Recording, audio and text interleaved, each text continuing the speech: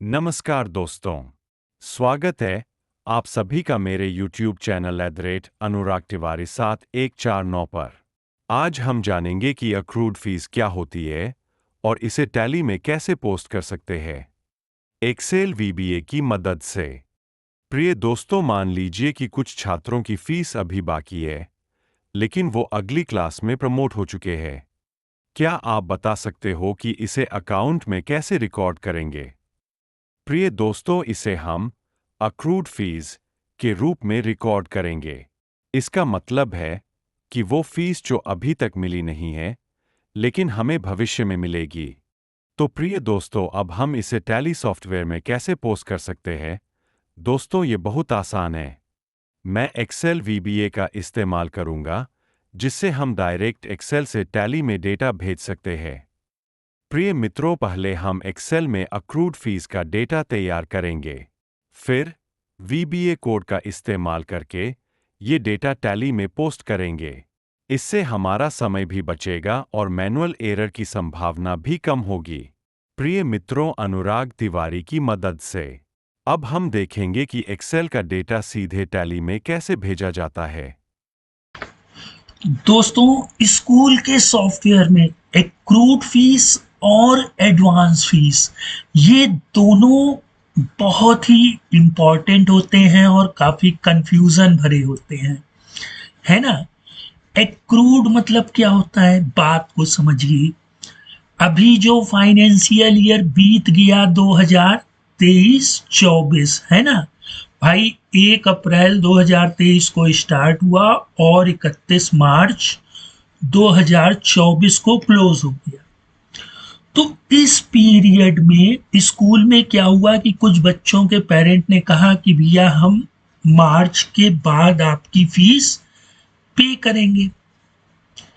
तो स्कूल वालों ने कहा ठीक है। फिर सीए ने या अकाउंटेंट ने क्या किया, जो फीस बाद में मिलेगी उसको एक्रूड बोलते हैं, उसको डेबिट कर दिया। बात समझिए, एक्रूड फीस को डेबिट कर दिया और टू इनकम को क्रेडिट कर लिया, है ना। मतलब ये एक्रूड मतलब हो गया हमने कमा तो ली है लेकिन प्राप्त नहीं हुई है। हम लोगों ने एफडी बैंक में करा रखी है, फाइनेंशियल ईयर क्लोज हुआ तो जितना हमने इंटरेस्ट अर्न कर लिया है, गेट नहीं किया है, मतलब प्राप्त नहीं हुआ है लेकिन कमा तो लिया है ना, उसको बोलते हैं एक्रूड। अच्छा, अब ये जो एक्रूड होगा ये करेंट एसेट में होगा और हमारी बैलेंस शीट में एज अ ओपनिंग आएगा।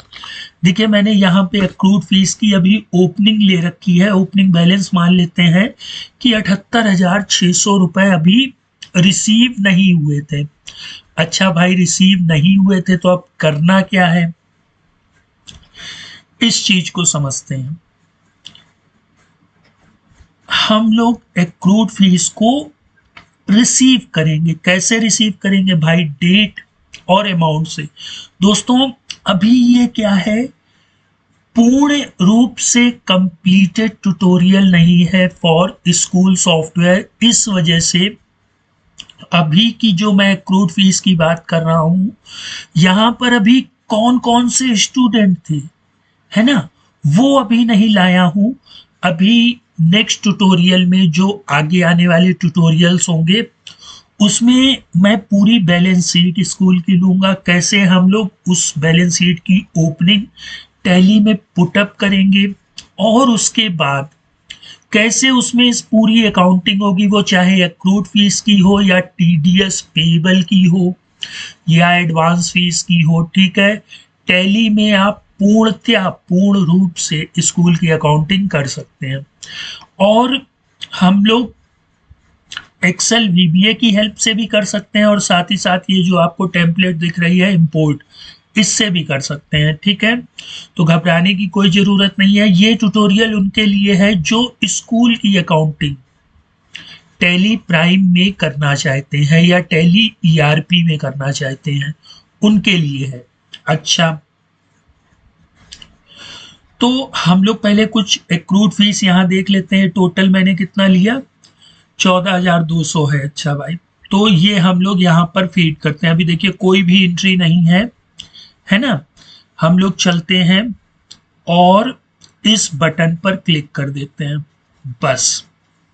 अब देखते हैं क्या होगा। क्रिएटेड 6, आप देखिए यहाँ पे F4 करके वापस एक्रूड फीस पे आइए, तो ये देखिए क्रिएटेड 6 14,200 78,600 रुपए बैलेंस शीट में ओपनिंग आ रहे थे, 14,200 क्रेडिट हो गए, बैलेंस कितना बचा 64,400। अभी भी पुरानी पेंडिंग फीस बाकी है, लेकिन हम यहाँ पर वो नहीं बता सकते हैं क्या कि भैया किन किन स्टूडेंटों ने अभी एक्रूड फीस नहीं दी है।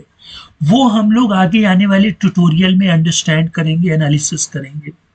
यहाँ देखिए मैंने किया क्या, यहाँ पे मैंने एक ओल्ड फीस के नाम से एक वाउचर टाइप क्रिएट कर लिया। ये टैली का बहुत बेहतरीन फीचर होता है कि जिस टाइप का ट्रांजेक्शन्स कर रहे हैं उस टाइप का वाउचर टाइप अगर हम बनाते हैं तो उसका बेनिफिट आपको स्टैटिक्स में पता चलेगा। आप जैसे ही DSS से स्टैटिक्स में आकर के आप जिस भी वाउचर टाइप ओल्ड फीस में आए, ठीक, और इसको फुल फाइनेंशियल ईयर से ओपन कर लें और ऑल्ट के साथ F8 करें, एक्सट्रैक्ट करें, ठीक है। तो यहाँ पे क्या होता है कि सारी चीजें कि कैश से कितनी आई है, बैंक से कितनी आई है, जितने भी पर्टिकुलर टाइप की चीजें होंगी यहाँ पर शो हो जाती हैं। जैसे कि हम लोगों ने जो डिमांड क्रिएट की थी तो वो पूरी बाइफरकेट कर देती है, यहाँ से एक्सट्रैक्ट करने से ये हमको सारी चीजें शो अप करा देती है, ठीक है। किस किस क्लास की, अभी सिर्फ इसमें PG की पड़ी हुई है, ठीक है। तो ये बेनिफिट होता है हम लोगों को वाउचर टाइप क्रिएट करने का। तो दोस्तों आज के ट्यूटोरियल में हम लोगों ने एक्रूड फीस को डायरेक्ट कैसे पोस्ट कर दिया। देखिए एक्सेल सीट से सिर्फ डेट ली और अमाउंट लिया, है ना। बाकी वाउचर टाइप नेम फिक्स रखा, कैश फिक्स रखा, एक्रूड फीस फिक्स रखी, एक्रूड फीस रिसीव्ड नरेशन भी फिक्स रखा। बाकी देखिए 31 जुलाई को 2400, 31 जुलाई को 2400, है ना। तो इस तरह से अब पहले के ज़माने में क्या होता था कि काफ़ी टाइम लगता था ट्रांजेक्शन्स को पोस्ट करने में, लेकिन अब ट्रांजेक्शन्स को पोस्ट करना काफ़ी सिंपल कर दिया है टैली ने। और अभी आगे आने वाले समय में, मैं नहीं दोस्तों, मैं अपने ट्यूटोरियल की बात नहीं कर रहा हूँ, टैली सॉल्यूशंस की जो प्लानिंग कर रहे हैं कि इसको पूरा AI बेस्ड कर देंगे। तो अगर आप टैली को पकड़े रहेंगे अकाउंटिंग फील्ड में, तभी दोस्तों आप लोग आगे जा सकते हैं। सिर्फ डेबिट क्रेडिट के नॉलेज से कुछ नहीं होगा, आपको हर एक चीज बिल्कुल तैयार रहना होगा। पर डे नए से नए इन्वेंशंस हो रहे हैं, GST के नए नए चीजें आ रही हैं। अब एक चीज ये आई है कि क्रेडिट नोट को हम लोग अपने सेल्स से एडजस्ट नहीं कर सकते हैं, है ना। उसकी भी कुछ कंडीशंस आई हैं, उनको आप लोग gst.gov.in से जा करके उसको पढ़ लीजिएगा, है ना।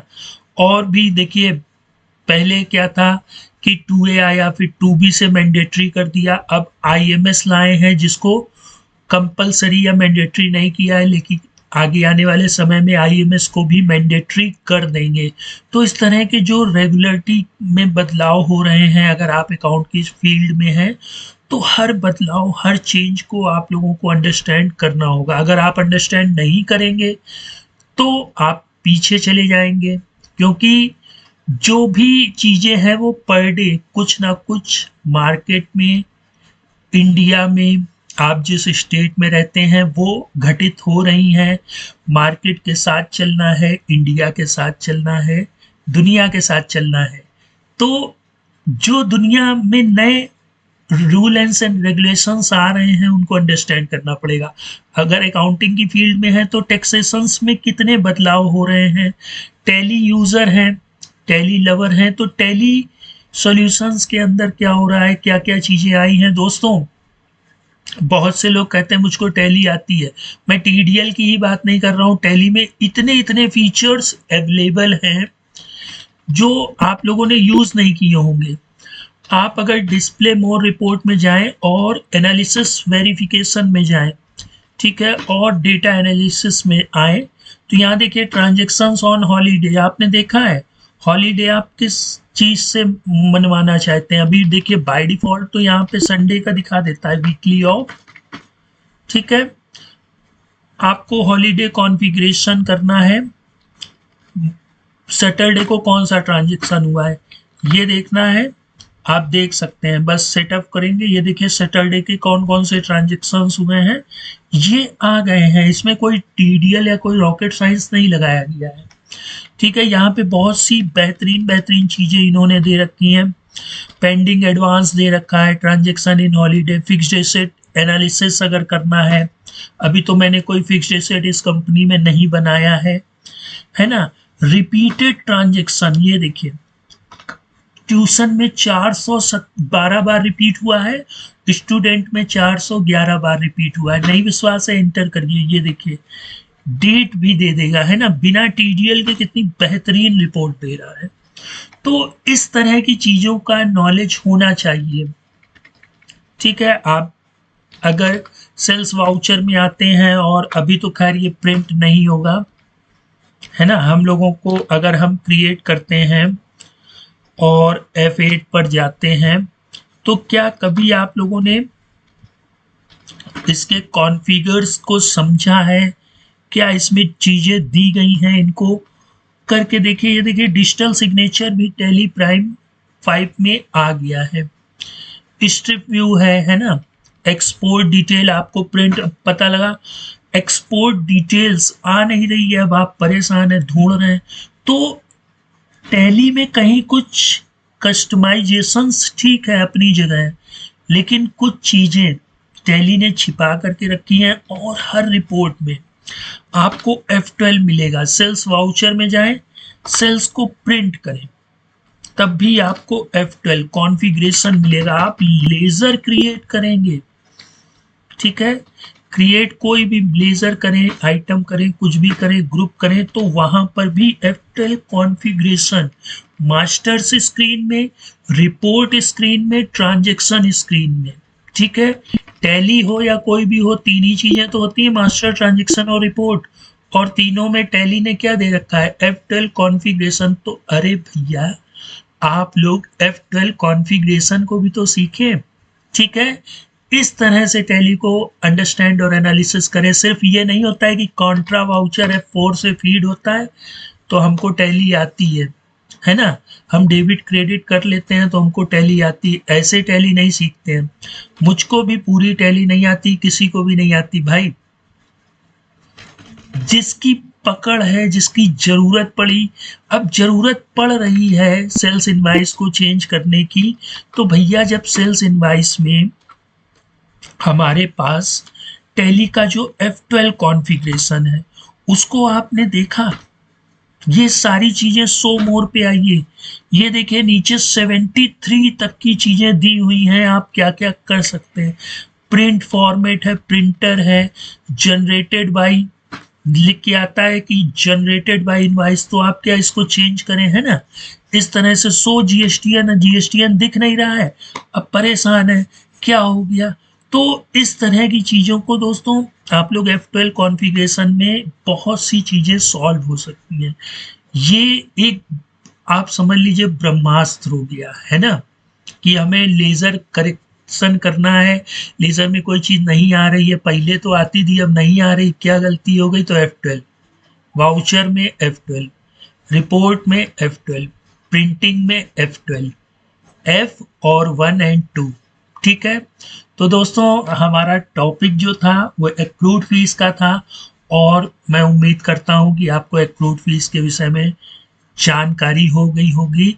एक्रूड फीस हमारा करेंट ईयर में करेंट एसेट बन जाता है। एक्रूड फीस मतलब पिछले साल बच्चे के पेरेंट्स ने फीस नहीं दी, इस साल हो सकता है दे, इसलिए हम लोग अपनी टैली में उनको एक्रूड फीस में ले आते हैं, और जब वो बच्चा या उनके पेरेंट्स हमें फीस दे देंगे तो ये देखिए यहाँ से ये क्रेडिट होता जाएगा, ये कम होता जाएगा। अब इतनी नहीं मिलेगी फीस, किस किस बच्चे की नहीं मिली है पता करेंगे। अगर लेफ्ट हो गया है तो यहीं से ही उनको एडजस्ट वगैरह करके सारी चीजें निग्लेक्टिफाई कर दी जाएंगी। वो हम लोग जब बैलेंस शीट देखेंगे स्कूल की, तब इन सब चीज़ों को अंडरस्टैंड और एनालिसिस करेंगे।